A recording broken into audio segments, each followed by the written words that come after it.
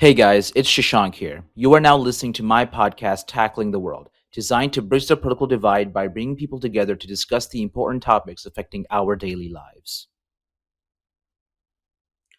Okay, wow. It's been a really long week. On November 7th, 2020, former Vice President Joe Biden was projected to become the 46th President of the United States after winning the state of Pennsylvania for its 20 electoral votes. This puts him above the 270 required to win the presidency. This election will go down in history for many reasons. This is the first time the US has elected a woman of color to the vice presidency. This is a historic moment, and regardless of your political affiliations, this is something we should all be proud of. This election also had the most people vote than in any other election in our nation's history, over 145 million people. We have also elected the oldest president in our history, Joe Biden, at the age of 77. President elect Joe Biden and Vice President elect Kamala Harris both appeared in front of the American people the evening of November 7th to give their acceptance speeches. First, Kamala Harris spoke and started by reading a quote from former Congressman John Lewis before he passed, reading, quote, Democracy is not a state, it is an act, implying that democracy is not guaranteed and democracy is only upheld by the people's willingness to fight for it. Kamala Harris then said, quote, I know times have been challenging, especially the last several months, the grief, sorrow, and pain, the worries and the struggles, but we've also witnessed your courage, your resilience, and the generosity of your spirit. For 4 years, you marched and organized for equality and justice, for our lives and for our planet. Then you voted. You delivered a clear message. You chose hope, unity, decency, science, and yes, truth. You chose Joe Biden as the next president of the United States of America. What Vice President elect Harris has said hits on all of what America has been experiencing the past several months. She's acknowledging what has happened and that the people have spoken and have called for a change in power. She then talks about her mother, Shyamala Gopalan Harris, and how she believed in an America where a moment like this could happen, and how women have fought and sacrificed so much for equality, liberty, and justice for all. And how what a testament it is to Joe's character that he had the audacity to break one of the most substantial barriers that exist in our country and select a woman as his vice president. Next, Joe Biden made his president-elect acceptance speech, giving hope to many people and promising to take the serious and necessary steps to build back better. One of his biggest things he said was, quote, on Monday, I will name a group of leading scientists and experts as transition advisors to help take the Biden-Harris COVID plan and convert it into an action blueprint that starts on January 20th, 2021. And I know it's already been past Monday. The script was written a little bit ago, but I will be doing another episode that hits more on this task force that Joe Biden will be creating. So stay tuned for that. Joe Biden also assured to the American people that, quote, I ran as a proud Democrat. I will now be an American president. I will work as hard for those who didn't vote for me and those who did, affirming his promise to be the president for all people and not just Democrats. With that out of the way, let's talk about our current president. Now, as to be expected, President Donald Trump is furious at the outcome of this election, tweeting right after Biden was declared the winner, quote, I won this election by a lot, in caps. After 4 years of his presidency, the American people have expected nothing less from the quote-unquote leader of the free world. Trump, since November 3rd, has called the election rigged and corrupt, making the accusation that mail-in ballots are illegal and shouldn't be counted in the election. From Trump's perspective, this makes total sense.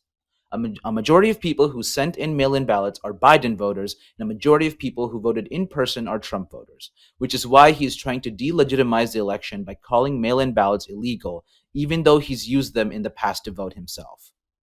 What Trump is doing is very unprecedented. He is threatening the peaceful transfer of power, which has been one of the most crucial parts of our American democracy. Every president since George Washington has respected the people's choice and has administered the peaceful transition of power to the next president. By calling the election rigged and corrupt, President Trump is setting a dangerous precedent for future presidents to do the same. All it takes is one president in the future to use Donald Trump's words to delegitimize the election process. Now, you may be wondering what the next steps for President Trump are now that he has lost the election. Instead of respecting the wishes of the American people, Trump has decided to go to the courts in hopes of somehow winning the election. According to the New York Times, quote, President Trump and the Republican Party are intensifying efforts to halt the counting of ballots and to challenge the ballots of Democratic voters in lawsuits across the country. Nearly a dozen suits are already making their way through the courts in Nevada, Pennsylvania, Michigan, and Georgia, four of the key states where Mr. Biden leads or has won the vote count, end quote. Trump is trying to find a needle in a haystack by submitting multiple lawsuits in different courts in hopes that one will favor him and allow him to continue his fight to delegitimize mail in ballots, but none of them appear so far to favor Trump, which complicates his fight. In addition to all of this, he's also asking for recounts in Georgia, Wisconsin, Pennsylvania, which will not end up helping him as the margins by which he lost are in the thousands in each of the states mentioned. Usually, recounts happen when the margin is within less than 1,000 votes, and in this case, that is certainly not true.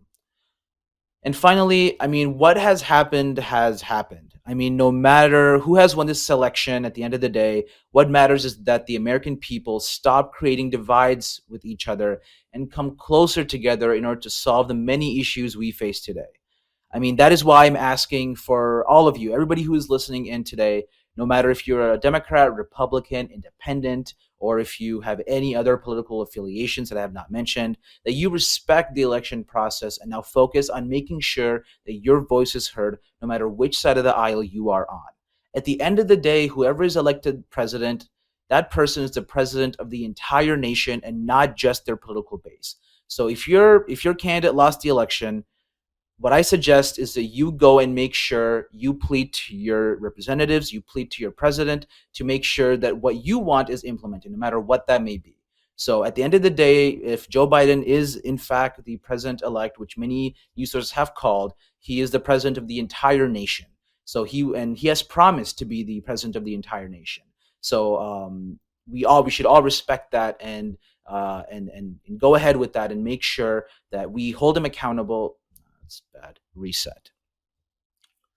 All right, now, what has happened has happened. No matter who has won this election, what matters now is that the American people stop creating divides with each other and come closer together to solve the many issues we face today. That is why I'm asking everybody who is listening in today that if you are a Democrat, Republican, Independent, or have any other political affiliation, that you respect the election process and respect the outcome of this election, and now focus on making sure that your voice is heard no matter which side of the aisle you are on. At the end of the day, whoever is elected president is the president of the entire nation and not just their political base.